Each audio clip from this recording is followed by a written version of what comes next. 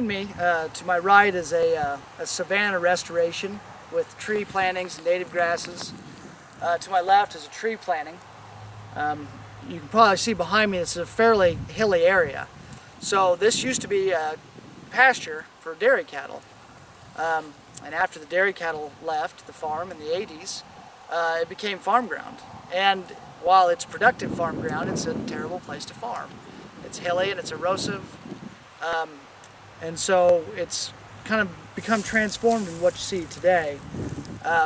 This tree planting is probably about 15 years old, where this one, this prairie restoration, savanna restoration to my right, is probably closer to 5 years old.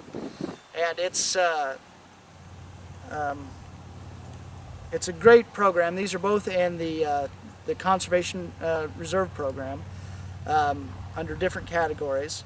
But we got a financial incentive from the government to help us afford to plant the trees and keep a payment to keep it out of agricultural practices.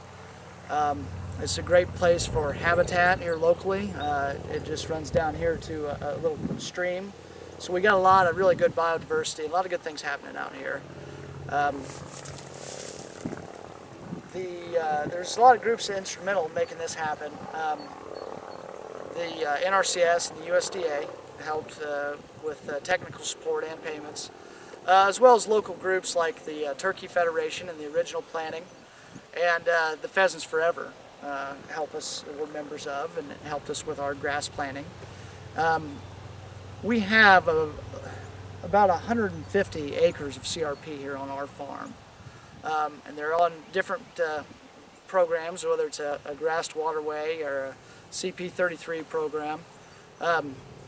There's a lot of great programs that the government puts out there to help farmers to make those jumps into more conservation-oriented activities.